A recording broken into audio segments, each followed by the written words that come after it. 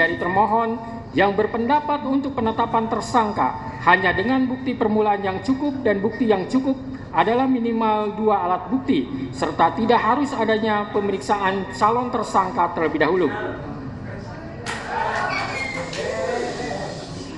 Menurut hakim, penetapan tersangka tidak hanya dengan bukti permulaan yang cukup dan bukti yang cukup adalah minimal 2 alat bukti, tetapi juga harus diikuti adanya pemeriksaan calon tersangka terlebih dahulu.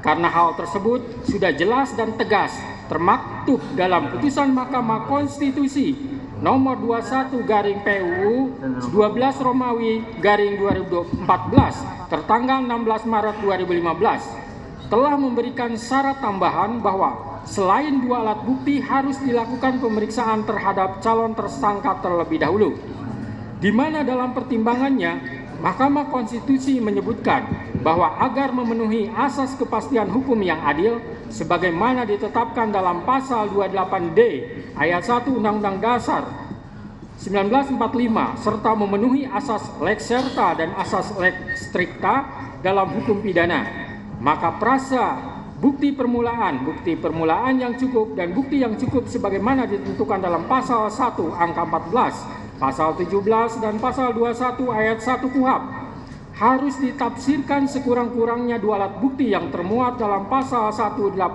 ayat 1 KUHP dan disertai dengan pemeriksaan calon tersangkanya, kecuali terhadap tindak pidana yang penetapan tersangkanya dimungkinkan dilakukan tanpa kehadirannya in absentia. Menimbang bahwa pemeriksaan calon tersangka walaupun tidak dicantumkan dalam amar putusan, melainkan dibunyikan dalam pertimbangannya, akan tetapi putusan Mahkamah Konstitusi tersebut bersifat final dan mengikat, maka sepatutnya isi putusan seluruhnya harus dipatuhi terlebih lagi oleh penegak hukum. Menimbang bahwa keharusan adanya pemeriksaan calon tersangka di samping minimum 2 alat bukti tersebut semata-mata bertujuan untuk memberikan transparansi dan perlindungan hak asasi seseorang agar sebelum ditetapkan sebagai tersangka sudah dapat memberikan keterangan yang seimbang dengan minimum 2 alat bukti yang sah yang telah ditemukan oleh penyidik. Menimbang bahwa oleh karena sebagaimana fakta di persidangan tidak ditemukan bukti satupun yang menunjukkan bahwa pemohon dalam penyidikan yang dilakukan oleh termohon pernah dilakukan pemeriksaan sebagai calon tersangka sebelum ditetapkan sebagai tersangka oleh termohon, maka menurut hakim penetapan tersangka atas pemohon haruslah dinyatakan tidak sah dan dinyatakan batal demi hukum.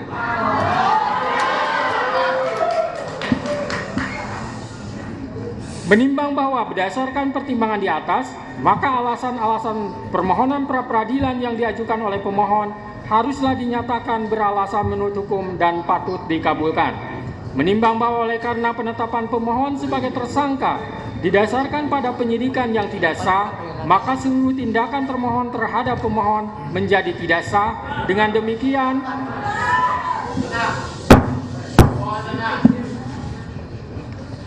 Dengan demikian petitum dalam permohonan pra-peradilan pemohon secara hukum dapat dikabulkan untuk seluruhnya.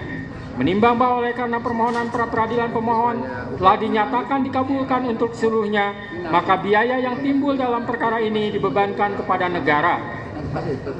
Memperhatikan Undang-Undang Nomor 8 Tahun 1981, Putusan Mahkamah Konstitusi Nomor 21/PUU 12 Romawi garing 2014 serta peraturan lain yang bersangkutan, mengadili 1. Mengabulkan permohonan pra-peradilan pemohon untuk seluruhnya.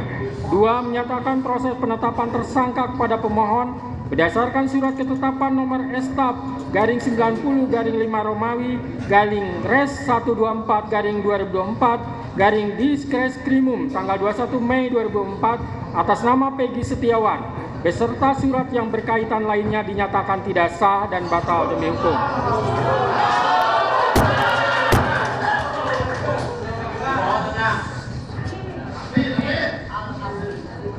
3. Menyatakan tindakan termohon menetapkan pemohon sebagai tersangka dugaan tindak pidana perlindungan anak dan atau pembunuhan berencana dan atau pembunuhan sebagaimana dimaksud dalam pasal 80 ayat 1 Junto pasal 81 ayat 1 Undang-Undang RI nomor 35 tahun 2014 tentang perubahan atas Undang-Undang RI nomor 23 tahun 2022 tentang perlindungan anak dan atau pasal 340 dan pasal 338 junto pasal 55 ayat 1 KUHP oleh Polri Daerah Jawa Barat Direktorat Reserse Kriminal Umum termohon adalah tidak sah dan tidak berdasarkan atas hukum. 4. Menetapkan surat ketetapan tersangka nomor Estaf garing 90 garing 5 Romawi garing Res 124 garing 2024 garing Diskrekrimum tanggal 21 Mei 2004 batal demi hukum. 5. Menyatakan tidak sah segala keputusan dan atau penetapan yang dikeluarkan lebih lanjut oleh termohon yang berkenaan dengan penetapan tersangka atas diri pemohon oleh termohon. 6. Memerintahkan kepada termohon untuk menghentikan penyidikan terhadap perintah penyidikan kepada pemohon. 7. Memerintahkan kepada termohon untuk melepaskan pemohon dari tahanan.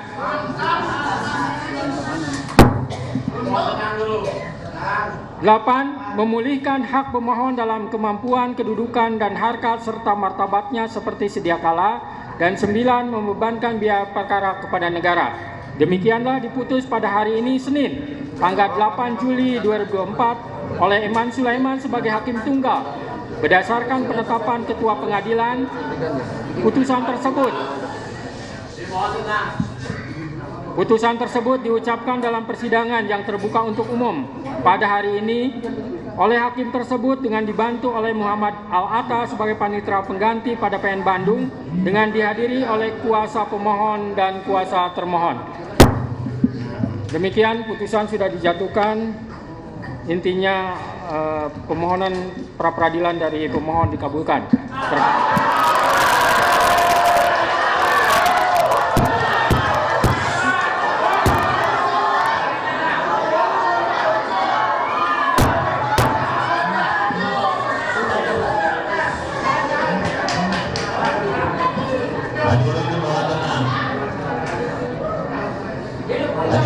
Baik ya.